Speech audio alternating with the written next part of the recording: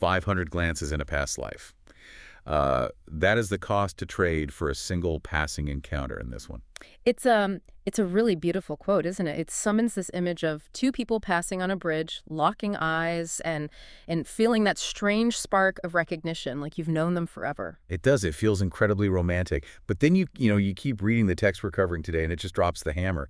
It says, quote, "It takes 100 years of cultivation to ride in the same boat, and 1,000 years to share a pillow." And suddenly, it's not really romantic anymore. No, it sounds exhausting. Right.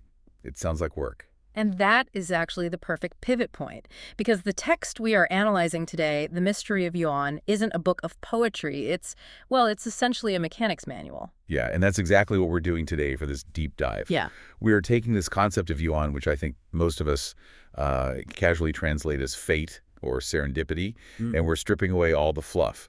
Because according to this source material, yuan isn't random, it's physics. It is physics applied to the soul. If you look at how the author defines it, he doesn't use soft language at all. He defines yuan as accumulated causality. Accumulated causality. Right, I think of it like Newton's third law. For every action, there is an equal and opposite reaction. But here, the reaction might not happen for, say, 500 years. And that's the terrifying part we need to get into, the time scale. Because the document we have here suggests that, well, that you and I and everyone listening are all walking around with these invisible balance sheets attached to us. Exactly. Just recording transactions from lifetimes we don't even remember. It defines yuan explicitly as a form of debt. That's the core concept you really have to grasp to understand this text. It's a record of grace received or harm inflicted. And the central thesis here is that nothing, absolutely nothing, is accidental. Every person you meet, every joy, every tragedy is just a bill coming due. So our mission for this deep dive is to look at the evidence provided in the text, which I have to say includes some frankly bizarre historical case studies involving massacres and talking knees, which we will get to. Oh, we definitely have to get to the knee. We will. But we want to answer the big question here. If this is all just a pre-written script based on past debt, do we actually have any free will? Or are we just puppets paying off loans? To answer that, I think we have to look at the red snake. The red snake. Okay, this is the case study that made me literally put my coffee down. It's brutal. It is. It's one of the most famous and bloody events in the Ming Dynasty. We're talking about the execution of the scholar Fang Xiaoru by the Yongle Emperor roughly 614 years ago. And for those of you who aren't Ming Dynasty historians, let's just set the stage a bit. The Yongle Emperor had usurped the throne. He was a brutal guy, but he wanted legitimacy. So he wanted Fang Xiaoru, who was like the most respected scholar in the land, to write the proclamation legitimatizing him. Right. It was a total PR move. If Fang signs off, the people will accept the emperor. But Fang refused. He didn't just refuse, he insulted the emperor to his face. He wore mourning clothes to court and basically said, "You can kill my 9 tribes, but I will never write it." And 9 tribes refers to the ancient Chinese punishment of executing your entire extended family. Parents, grandparents, children, siblings, cousins. It's total annihilation. It was the absolute ultimate threat. And the emperor was so enraged that he said, "Fine, I'll kill your 9 tribes and I'll invent a 10th. Yeah. He rounded up Fang's friends and people who weren't even related by blood and executed them too. The final death toll was 873 people. 873. It's a number that just stains history. Now, usually, history frames this as a tragedy of political integrity, right? A martyr standing up to a tyrant. But our source text looks at it and asks, why 873? Why that specific number? And why such extreme, irrational cruelty? And here is where the yuan mechanism comes in. The text claims this event didn't actually start in the Ming Dynasty. It started generations earlier with Feng Xiaoru's ancestor. The ancestor who wanted to build a tomb. Correct. The ancestor chose a specific plot of land for the family tomb, but the night before they were supposed to start digging, the ancestor had a really vivid dream. A man in red robes, the Red Snake King, appeared and begged him. What did he ask for? He said, "My family has lived in this hole for generations. We have hundreds of children and grandchildren. Please just delay your digging by 3 days so we can safely move out." I mean, it's the kind of dream you probably shouldn't ignore. It's specific, it's urgent. You'd think so. But the ancestor woke up, saw it was a beautiful sunny day for digging and thought, it's just a dream. He ignored it. They dug into the ground and found a massive nest of red snakes. And instead of stopping, The ancestor ordered them all burned to death, every single one. so he just massacred the entire snake family. Exactly. And that night, the Red Snake King appeared in the dream again, weeping blood, and he swore a curse. He said, "You killed my family. I will be born into your family, and I will wipe you out just as you wiped us out." And the text claims Fang Jiaru was the snake. That's the theory presented here. It notes that Fang was born with a strange red birthmark on his tongue, a forked red mark. The argument is that Fang Jiaru wasn't a victim at all. He was a reincarnated agent of vengeance. He was brilliant, he rose to the top of the government, and he positioned himself perfectly for that one precise moment where he could provoke the emperor. That's the twist that really messes with my head. He provoked it. He taunted the emperor about the 9 tribes specifically to ensure the maximum death penalty. Because he needed the body count to match. The text argues that from a Yuan perspective, the emperor was just the tool, just the executioner. The real driver was the debt created by the ancestor. It was a mathematical equation balancing itself out. 873 snakes, 873 humans. It completely reframes the whole victim-perpetrator dynamic.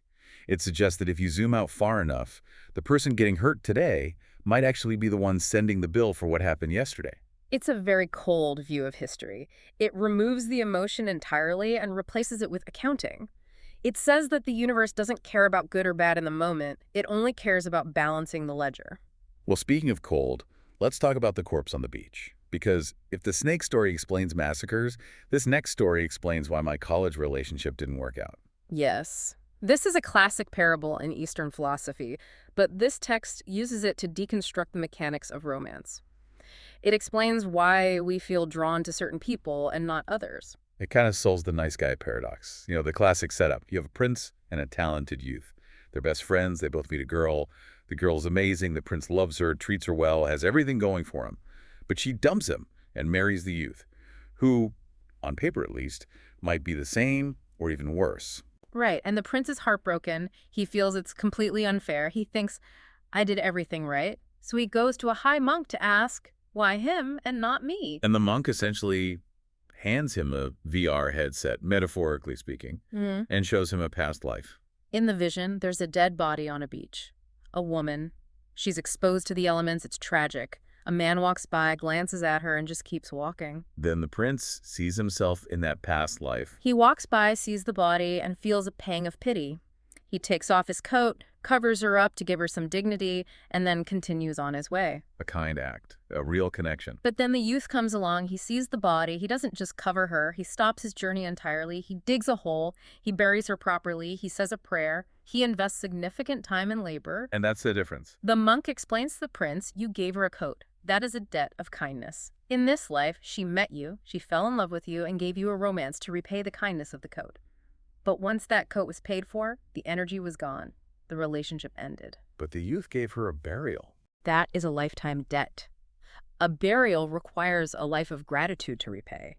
So she married him not because he was better looking or richer, but because her soul had a much bigger balance to settle with him. It really takes the romance out of soulmates, doesn't it? Yeah. It's basically saying, I love you because I owe you back pay. It does de-romanticize it, absolutely, but I think it's also strangely comforting. How so? Think about how painful a breakup is. You agonize over what went wrong. Was I not funny enough? Was I not smart enough? This theory says nothing went wrong. You were plenty funny. You were plenty smart. The transaction was just completed. You paid off the coat. If you try to force the relationship to continue, you're trying to live in a house after the lease has expired. So if you're ghosted, just tell yourself debt cleared, receipt printed. Ideally, yes. But the text warns that we humans are sticky. We cling to the form even when the energy, the yuan, is completely gone. We try to renew the lease when the landlord, the universe, has already boarded up the windows. Okay, so we have history, we have love. Now we have to talk about the knee. Because this is the part of the text that really felt like a horror movie to me. The story of Hu Mingsun. Yeah, it's 1651. This guy Hu gets a sore on his knee. Nasty, painful thing. But then he looks closer. And the sore has features. It has eyes. It has a mouth. And it speaks. It talks to him. This is known as the face on the knee or the human face sore. It's a very famous folklore motif, but here it's treated as a literal medical case study of Yuan. The knee speaks and says, I am Lu Zaorong. A woman from the Liang dynasty, Yeah. which was 700 years before Hu was even born. Right. The voice claims that in a past life, Hu was a general who killed this woman. And for 700 years, her spirit has just been following him. 700 years. I mean, that is a long time to hold a grudge. The text explains that she was waiting for his energy field to weaken. Apparently, in his previous lives, he was too virtuous or too powerful for her to attack. But in this life, his defense dropped, and she finally struck. That's the part that got me. The text actually calls Yuan antimatter. Can you unpack that a bit? Sure. The commentary explains that yuan isn't like biological matter. It doesn't rot. It doesn't degrade over time. If you hurt someone, that energy of hurt is stored in this invisible ledger. It's like a time bomb with no expiry date. It just waits Waits for what? for an opening. The text says man creates yuan, but the Tao determines the timing. You might punch someone today, and the universe says, okay, we'll settle this in the year 2500. That makes the world feel incredibly claustrophobic, like we're walking through a minefield we laid down 1,000 years ago. It leads us right into the heavenly net concept. The text describes existence as a giant web. We are fish swimming in it. Every single interaction is a thread. And unless you understand the mechanics, you are just thrashing around, getting more and more tangled. Which brings me to the existential crisis part of the show.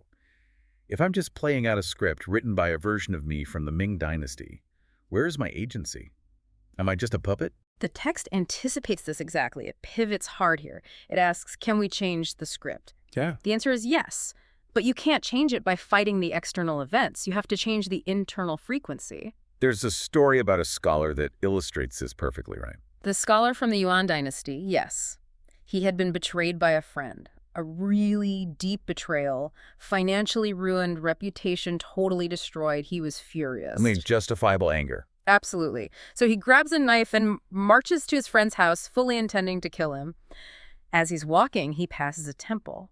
A monk with a spiritual eye sees him and is terrified. What does the monk actually see? He sees that the scholar is being trailed by a dark cloud of demons and ghosts. The scholar's intent to kill has literally summoned a posse of negative entities. But the scholar doesn't know this. He just keeps walking. He gets to the friend's house. But before he knocks, he pauses. He starts thinking about the consequences. He thinks about the friend's elderly mother. He thinks about the friend's wife. He thinks, if I kill him, these innocent women will starve. They will be destitute. Why should they suffer for his sin? His conscience kicks in. Compassion kicks in. He decides, I'll let it go for their sake. He turns around and walks home. He passes the exact same monk again. And the monk sees something different. The demons are entirely gone. Now, the scholar is surrounded by golden generals, heavenly guardians protecting him. He didn't even do anything yet. He just changed his mind. That's the key takeaway right there. One thought moves ghosts and gods. The text argues that while the past debt is real, your current consciousness is powerful enough to override it. You can switch the track.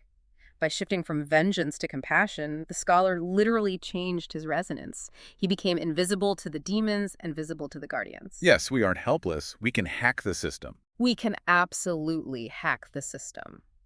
It briefly mentions another historical figure, Yuan Liaofan, who had his whole life predicted by a fortune teller. He just gave up and became idle. But a Zen master taught him that fate is created by the self. By intentionally doing good deeds, he actually rewrote his lifespan and his career path. And the text actually concludes with a user manual for doing just that. It calls it 8 ways to end dust. Yes, to end dust and enter immortality. Let's run through the most practical ones, because I think end dust is basically ancient code for stop drama. Effectively, yes. The first one is the zero-sum game theory. This one is going to be hard for competitive people. Very hard. It states, positive and negative energy always sum to zero. If you gain something you didn't earn, you will lose something else. Maybe your health, maybe your peace of mind. Conversely, if you lose something unfairly, you gain credits in the ledger. So someone rips me off or bullies me. The manual says, let them. That sounds a lot like being a doormat. It's not about being weak, it's about financial strategy. If you fight back, you are engaging in a new transaction. You're taking out a new loan to pay the old one. You're staying in the net. By taking the hit and not reacting, you are settling the account. You are becoming debt-free. That connects right into the advice on radical acceptance. The text uses that famous line, if someone slaps your left cheek, offer the right. In this system, the slap is just a debt payment arriving. If you offer the right cheek, you're saying, is there any more debt? Let's clear it all right now. You are rushing to close the account so you can be free of that person forever. It's a very different motivation for forgiveness, isn't it? Yeah. You aren't forgiving them because you're a saint. Hmm. You're forgiving them because you want them out of your life. Exactly. It's selfish in a highly spiritual way. I forgive you so I don't have to meet you in the next life. It's practically bureaucratic. The text also has a really specific warning about vulgar ties. This one felt very relevant to modern dating. Vulgar ties or evil affinities. The rule is, do not force a connection. If you are chasing someone who doesn't want you, or if you use manipulation to get someone to stay, you are creating a sticky thread. Spiritual superglue. And the text says this is the hardest bond to break. If you coerce someone, you are guaranteeing a messy, painful entanglement in the future. The advice is strict here. If it's not freely given, don't take it. Consent isn't just a legal requirement here, it's a spiritual safety mechanism. And finally, the text talks about gravity. Yes. It says to connect with high-level beings and disconnect from low-level beings. Which doesn't mean only hang out with rich people. No. High-level means high frequency. Virtues, gratitude, forgiveness. Low-level is resentment, greed, anger. The text argues that holding a grudge connects you to low-level energy. It literally weighs you down, keeps you stuck in the net. Forgiveness isn't just about being nice, it's about cutting the gravity so you can float up. So ultimately, the goal of all this, the massacres, the Rohans, the talking knee faces, is what? To just be alone. The goal is to be light, to stop being weighed down by these invisible threads, to graduate. Right. Think of life as a school. The debts are the curriculum, the people who annoy you are the pop quizzes. The goal isn't to burn down the school. The goal is to pass the tests so you never have to come back. It certainly changes how you look at a bad day, or a flat tire, or a rude waiter. It changes the fundamental question. Instead of asking, why is this happening to me? You start asking, what account am I settling right now? And how do I want to close this deal? Precisely. Do I want to get angry and extend this drama for another 500 years? Or do I want to pay the bill, smile, and just walk out of the restaurant? I think I'll pay the bill. A wise choice. So for everyone listening, the next time you experience a bizarre coincidence or you have to deal with a truly difficult person, ask yourself, what account are you settling? And are you ready to close it? We're closing the account on this deep dive into the mystery of Yuan. Thanks for having me. Catch you in the next life.